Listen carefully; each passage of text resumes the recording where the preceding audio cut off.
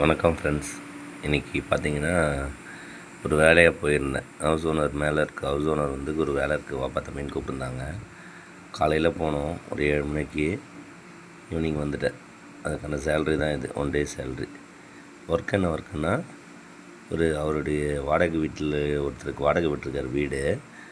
அந்த வீடை பார்த்திங்கன்னா மேலே மட்டும் மொட்டை மாடியில் மட்டும் பெயிண்டிங்குன்னு சொல்ல முடியாது, அது எதுவும் சொல்கிறாங்களே, தின்னர் டோனர் ஏதோ அடிக்கிறதுன்ற மாதிரி ஏதோ சொல்கிறாரு. அதை மேலே மட்டும் மொட்டை மாடியில் மட்டும் ஒயிட் வாஷ் பண்ணுற மாதிரி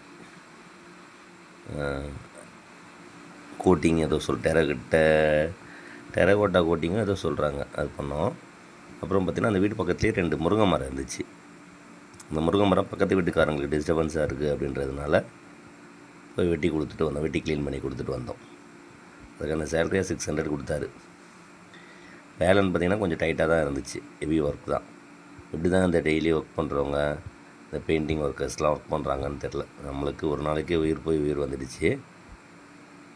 இதை சொல்லுவாங்கள்ல, மற்றவங்கக்கிட்ட கடனாக வாங்குறது, கைமாத்தா வாங்குகிற 6000 விட நம்மக்கிட்ட இருக்க 6 ரூபா பெருசு, நம்ம உழைச்சி சம்பாதிக்கிற 6 ரூபா பெருசுன்னு சொல்லுவாங்கள்ல. அந்த அடிப்படையில் இன்றைக்கி 600 ருபீஸ் கூலி கிடச்சிது. ரொம்ப கஷ்டப்பட்டு உழைச்சி வாங்கினது, அதில் ஒரு சந்தோஷம். இதுக்கப்புறம் 600 கொடுக்குறேன் இல்லை 700 கொடுக்குறேன்னு சொன்னால் கூட ஏதாவது ஒரு ரீசன் சொல்லி ஹவுஸ் ஓனர் ஏதாச்சும் ஒரு ஒர்க் இருக்குதுன்னு சொல்லி கூப்பிட்டாருனா கூட எஸ் ஆகிடணும். சொல்லுங்கள் ஃப்ரெண்ட்ஸ், 600 முக்கியமா இல்லை உயிர் முக்கியமாக? நம்மளுக்கு செட் ஆகாத வேலை நிறைய பேர் செய்கிறாங்க, நிறைய கூலிகள் செய்கிறாங்க. இந்த பெயிண்டிங் ஒர்க்கு இதோட நிறைய கஷ்டமான ஒர்க் செய்கிறதுனா கூலிகள்லாம் கூட இருக்காங்க.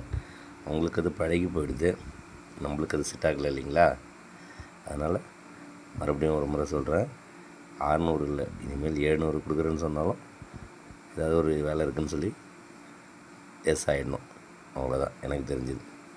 அப்புறம் போன முறை ஒரு சில மாதத்துக்கு முன்னாடி ஒரு ஒர்க் ஒன்று வச்சுருந்தார். இப்போது இன்றைக்கி கூட்டிகிட்டு போய் 600 கொடுத்த ஒர்க் எங்கன்னா மாங்காடு. இப்போது ஒரு கரெக்டாக தெரியல எத்தனை மாதம் ஆகுதுன்ட்டு. கொஞ்சம் மாதத்துக்கு முன்னாடி திருவிக்கா நகரில் அவருக்கு ஒரு வாடகை வீடு இருக்குது.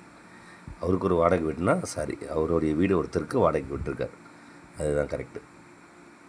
அதில் வந்து கொஞ்சம் கொடியெல்லாம் பூச்செடி இதெல்லாம் பறந்துருந்ததுன்னு கூப்பிட்டாரு. அது ஆஃப் டே ஒர்க் தான். அதுக்கு ஒரு 200 கொடுத்தாரு அன்றைக்கி. அதுக்கடுத்து இன்றைக்கி தான் கூப்பிட்டாரு. இன்றைக்கி ஒர்க் கொஞ்சம் ஹெவின்றதுனால 600 கொடுத்துருக்காரு. மார்னிங் டிஃபன் அவங்களே வீட்டில் இட்லி சட்னி. மதியம் பார்த்திங்கன்னா என்ன போட்டாங்க இன்றைக்கி?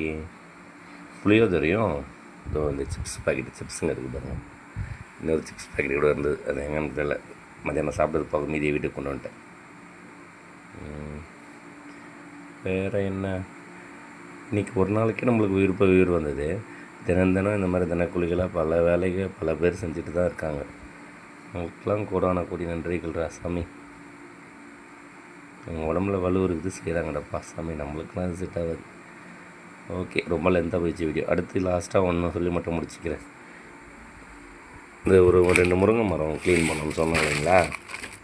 அதற்கு ஃபுல்லாக முருங்கைக்கீரையும் பறிச்சிட்டோம். ஹவுஸ் ஓனர் கொஞ்சம் எடுத்துக்கிட்டு எனக்கு கொஞ்சம் கொடுத்துருக்காங்க. நான் வீட்டுக்கு இங்கே கொஞ்சம் எடுத்துக்கிட்டு ஊருக்கு கொண்டு போகிறேன் நாளைக்கு. அவ்வளோதான். வேறு ஏதாச்சும் இருந்தால் நெக்ஸ்ட் வீடியோவில் மீட் பண்ணலாம். பாய்.